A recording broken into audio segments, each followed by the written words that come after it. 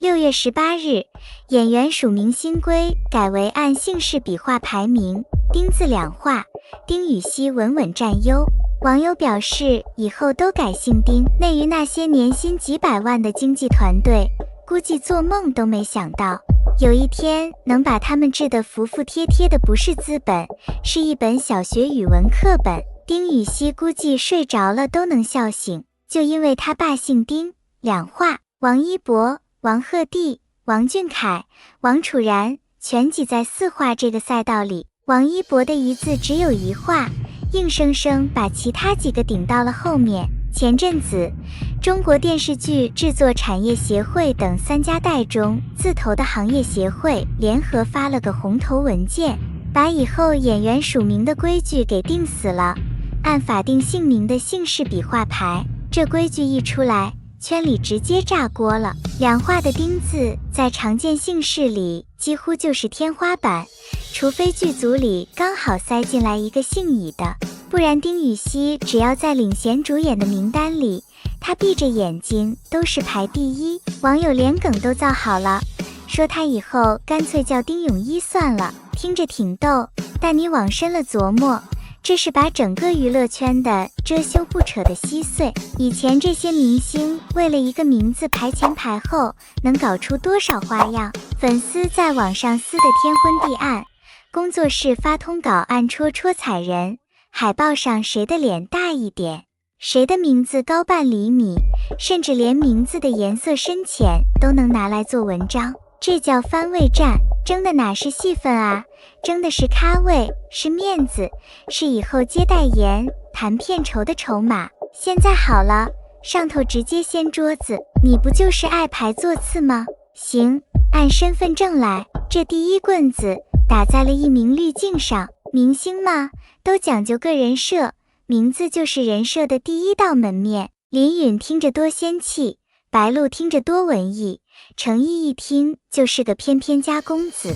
结果新规要求必须用法定姓名兜底，艺名只能当个后缀装在括号里。以后你看电视剧片头打出来的名字会是费霞林允，白梦妍白鹿，黄怡海清。最绝的是程毅，叫傅诗琪程毅，毛不易更接地气。王维佳，这名字普通到你楼下送快递的小哥可能就叫这个。还有任嘉伦，以后得老老实实叫任国超，这哪里是发通知，这简直是大型户口本公开处刑现场。不管你平时包装的多么高高在上，粉丝把你吹得多么不食人间烟火，规矩一到，全给你拽回派出所的户籍系统里排队。以前艺名是滤镜，现在官方强制给你配上原图对比，这玩意儿对普通观众来说太解构了。看着那些充满乡土气息或者极度大众化的真名，你很难再对他们产生那种遥不可及的崇拜感。笔画排序这招透着一股子官僚特有的黑色幽默，他不管你带资进组，不管你微博几千万粉丝，也不管你这部剧里演了多少场戏，他只认你祖宗传下来的那个汉字到底有几画。于是运气好，姓于才3画，排在前面稳稳当当。但你看看姓王的池子有多惨烈，王一博、王鹤棣、王俊凯、王楚然全挤在4画这个赛道里。同剧组要是碰上了，就得去拼第2个字的笔画。王一博的一字只有1画，硬生生把其他几个顶到了后面。再看看虞书欣的虞13画，鞠婧祎的鞠17画。这要是按以前的规矩，这2个大流量绝对是要争头牌的。现在按笔画算，他们在名单里只能灰溜溜的往后出溜。你说这公平吗？其实毫无公平可言，他把演员的业务能力、市场号召力全抹平了，把你爸姓什么变成了职场竞争的硬指标。但他又绝对公平，因为字典不会收黑钱，偏旁部首不认干爹，用最死板的规矩去治最乌烟瘴气的圈子，这本身就是一种降维打击。不过你要是觉得内娱的聪明人就这么认输了，那就太小看他们了。明面上的路堵死了，暗战才刚刚开始。新规虽然规定了按笔画排，但有个大前提，是在分好类之后排。以前那些乱七八糟的头衔，什么特邀主演、特别领衔、联合主演，全给废了。现在只剩3档：领衔主演、特别出演、出演，这才是真正的战场。既然笔画我改不了，那我就得拼了命挤进领衔主演的池子里。一部剧到底能塞几个领衔主演？谁该被发配到特别出演？以后再吵架，粉丝就不能拿我家哥哥更红当理由了，得拿着剧本一场一场去数戏份，去量角色的高光时刻。这倒是反向逼着这帮人去关注剧本本身了，而且视觉上的猫腻根本防不住。规矩只说要打上真名艺名，可没说字号必须一样大。你脑补一下那个画面，以后片头出来，左边是一个极其冷门的真名丁周杰，右边跟了个大家耳熟能详的大流量的法定姓名。为了突出大流量，后期完全可以把丁周杰这3个字缩得像蚂蚁一样小，把后面的艺名放大、加粗、烫金。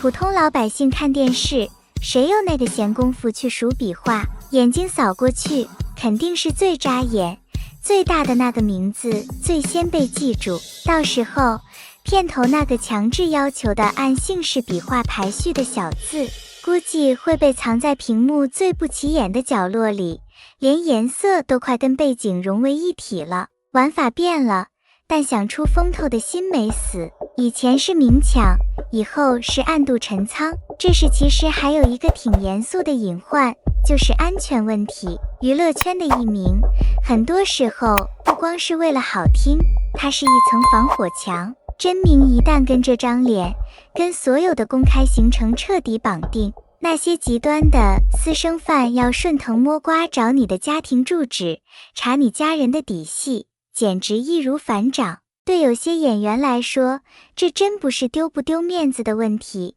这是实实在在的麻烦。但在这场轰轰烈烈的整顿面前，这点麻烦只能他们自己咽下去。2026年7月10日是个坎，这之前是缓冲期。现在各大剧组和经纪公司估计都在疯狂加班，以前签的合同的重弄，做好的海报的重批，甚至连发出去的通稿都得算算日子，看看要不要撤回来重写。争了这么多年，闹了这么多年，谁能想到最后是这么个收场？资本的谈判桌上搞不定的事，被最原始的排序法一刀切了。以后新剧开播，屏幕上静静躺着那句按姓氏笔画排序，它就像一个响亮的巴掌，提醒着这个圈子里所有人，你们费尽心机争的前后左右，最终的裁决权根本不在你们手里，在1年级语文老师教的横竖撇那里。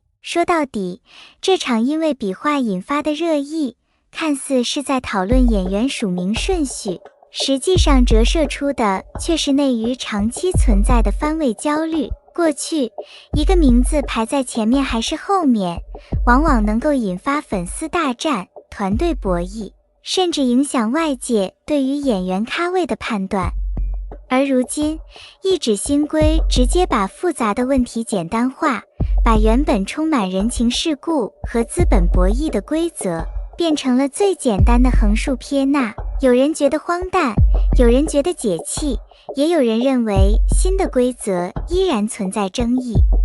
但不可否认的是，当所有人都开始研究笔画的时候，至少说明行业正在试图把注意力从谁排第一重新拉回到作品本身上来。毕竟对于观众而言，真正能够留下来的，从来不是海报上名字排第几位，而是角色是否深入人心，作品是否经得起时间考验。